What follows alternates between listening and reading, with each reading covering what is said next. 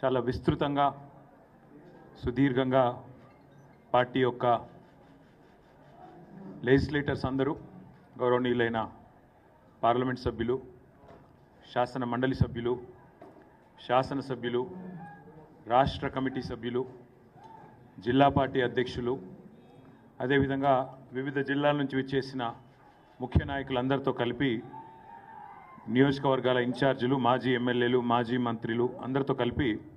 విస్తృత స్థాయి సమావేశం, చాలా హై లెవెల్ మీటింగ్, చాలా డీటెయిల్గా జరిగింది. ఈ సమావేశంలో పెద్దలు, మా పార్టీ ముఖ్యులు దాదాపు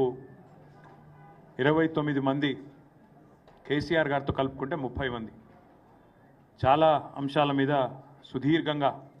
పార్టీ ఆవిర్భావం నుంచి నేటి వరకు జరిగిన వివిధ అంశాల మీద చర్చించడం, వారి వారి అభిప్రాయాలు తెలియజేయడం జరిగింది. ముఖ్యంగా ఒక ప్రాంతీయ పార్టీగా ఆవిర్భవించి ఒక లక్ష్యం కోసం ఉద్భవించి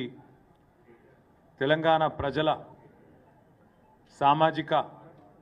స్థితిగతులను కంప్లీట్గా మార్చాలి అంటే తెలంగాణ రాష్ట్ర ఏర్పాటే ఒక చారిత్రక అవసరం అని చెప్పి భావించి ఆనాడు పెద్దలు కేసీఆర్ గారు ఏ మాట అయితే జలదృశ్యంలో పార్టీ ఏర్పాటు నాడు చెప్పినారో దానికి అనుగుణంగా మరి ఈ 25 ఏళ్ళు పూర్తి చేసుకోవడం, 24 ఏళ్ళు పూర్తి చేసుకొని 25వ ఏట పార్టీ అడుగుపెట్టడం అంటే ఇది కేవలం ఒక పార్టీ ఉత్సవంగా కాదు, తెలంగాణ ప్రజల ఉత్సవంగా జరపాలి, తెలంగాణ ప్రజల పండుగలాగా ఈ బీఆర్ఎస్ యొక్క రజతోత్సవ సంవత్సరం జరగాలి అని సమావేశంలో అందరూ కూడా అభిప్రాయపడ్డారు. ఎందుకంటే తెలంగాణ చరిత్ర కనుక చూస్తే ఎన్నో ప్రజాస్వామిక విప్లవ పోరాటాలకు పురిటిగడ్డ తెలంగాణ సాయుధ పోరాటం నుంచి మొదలు పెడితే ఆ తర్వాత జరిగిన పోలీస్ యాక్షన్, ఆ తర్వాత జరిగిన తెలంగాణ తొలిదశ ప్రజా పోరాటం, ఆ తర్వాత అల్టిమేట్గా కేసీఆర్ గారి నాయకత్వంలో 2001వ సంవత్సరం నుంచి ప్రారంభమై 14 సంవత్సరాలు సుదీర్ఘంగా పోరాటం చేసి చివరికి మరి అల్టిమేట్గా కలిసి వచ్చే కాలానికి నడిసొచ్చే కొడుకు వస్తాడన్నట్టుగా మరి తెలంగాణ తల్లి విముక్తి కోసం ఎదురు చూసే క్రమంలో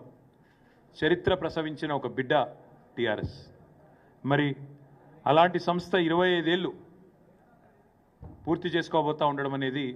డెఫినెట్గా ఇది తెలంగాణ సామాజిక చరిత్రలో ఒక ఉజ్వల ఘట్టంగా ఈ సమావేశం పూర్తి స్థాయిలో అభిప్రాయపడింది. తెలంగాణకు ఏనాటికైనా ఒక రక్షణ కవచం తెలంగాణ ప్రజలకు.